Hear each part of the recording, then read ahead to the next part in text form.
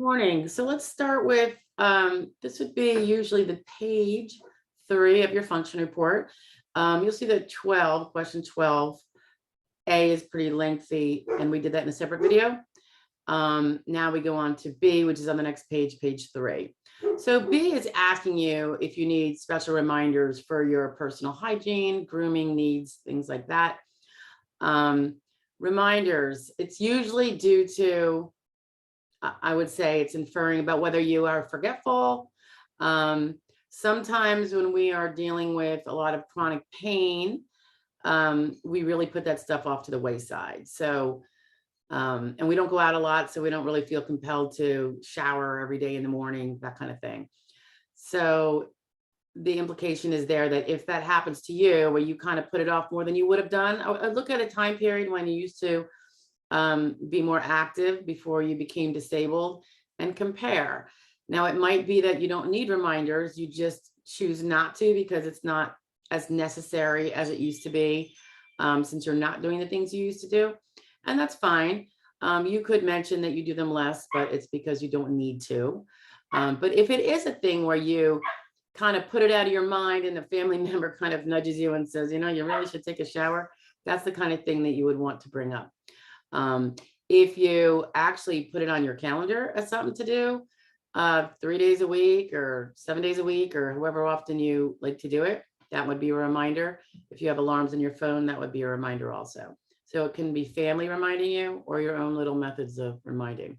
Same is true for the medicine, which is 12C. I don't know anyone who doesn't give themselves a reminder about medications. I mean, those of us that are on, just kind of chronic medications that we take once a day. Sometimes we have pill boxes. That's a reminder system. Sometimes people put it in their phone for an alarm system. Sometimes on a calendar and you check it off. Other times they actually have family members dole it out to them. So those would all be signs that you need a little reminder system and or you're using one. So I would include those kind of things that seem very normal and everyday, but they are in fact reminders. So I would include them there. If you found that you were forgetting them a lot and missing days, that would be something to include. There are some medications that are extremely important on a day-to-day basis. This might be some mental health medications that person really needs to keep on the straight and narrow in terms of taking them. I would somewhat expect that those kind of medications where one day could make a big problem, there would be a reminder system, even if you don't feel terribly forgetful. So keep that in mind. Next one on the page, I'm going to include it in here just because this has been nice and short, is meals. This is 13.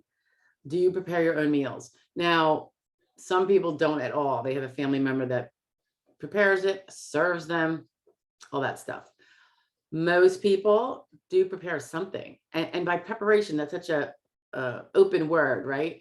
I mean, if you're used to eating yogurt and cereals, scooping salad out of a big salad bowl you all keep in the fridge, that's technically probably preparing your meal because you're grabbing it and then eating it. So if that's what you do, and that would be many, many of us, and many, many people with impairments, because they're not necessarily cooking and chopping and doing major ingredients, but they're taking stuff out of the fridge or opening a can and heating it up in the microwave.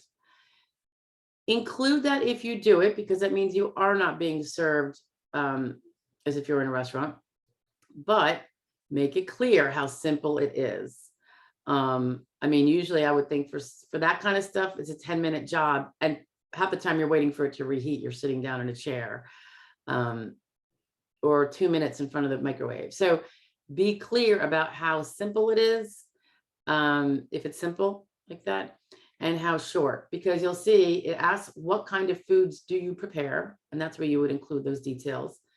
How often do you prepare them? If you do it every day, it's fine to say every day.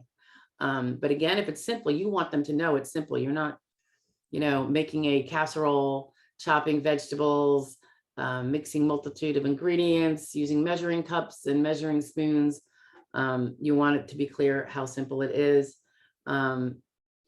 So when the question about how often, that could be daily, that could be 3 times a week. Sometimes people will make a big pot of chili and have it in their fridge for 5 days. So you want to differentiate between those two. If you're making the chili 1 day a week, and that does take a bit of time, and probably you're sitting down in between. I know when we make chili, we don't even chop anything. So, and it's actually very good. How long does it take you? Again, this can be a misleading answer by accident. If it takes you, let's say you take a microwavable or an oven baked Stouffer's and you throw it in the oven, it takes 1 hour and 15 to heat up, according to the directions in which you follow. Does it take you 1 hour and 15 minutes of work? No. So when you say how long it takes you, you want to make clear that, you know, the heat up takes 1 hour and 15, but I'm only involved in it 4 minutes or whatever it would be to take the wrapper off, throw it in the oven, or whatever the amount of minutes it is. You don't want them to get the impression, the false impression, that you are engaging in this activity, standing or chopping for 1 hour and 15 minutes. So be clear. Any change in cooking habits since the illnesses, injuries, or conditions began?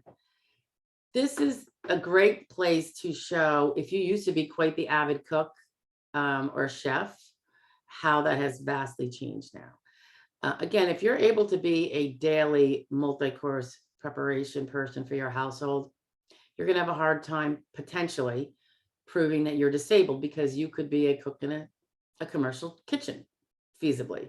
So you have to always think about what it means from the work side, from the 12,000 occupations out there. It doesn't necessarily mean that, but the implication can be there, and you just don't want to have to add more hurdles to have to climb over. So any changes in cooking habits, if you used to be an avid cooker, explain how you are not now, that you do simple things that you probably wouldn't have dreamed of eating before because you always fresh cooked your stuff. If you were always the guy or gal who someone else always prepared the meals, you might have been the person who worked outside the home and the spouse stayed in and did the preparation and had the meal ready on the table. That's a lot of households. You can definitely be honest if it hasn't changed. Like, I didn't cook before and I still don't. That's fine. You know, just be clear either way. If you do not cook at all, then this one reflects up to, let me just check one thing. If you said you do not prepare at all, here you're going to want to explain why you do not prepare your meals. And usually that's because of impairments. Now, again, if you are the person who never did anyway and still don't because the spouse still does it for you, or, you know, gosh forbid, the mother or the father, you're going to have to say it there, that I didn't cook before and I still don't cook now because I still have someone who does it for me. You could also add in, although while I could have cooked for myself before, if my schedule permitted, I literally physically can't do it now. I mean, you could throw that little verbiage in there. All right, I'm going to end this here. Our next one will be number 14, but I don't want to make this any longer than it has to be so people can move about their day quicker. So just look for question number 14 in a different video, and I will see you there. Have a great day, and I hope this helps. Bye-bye now.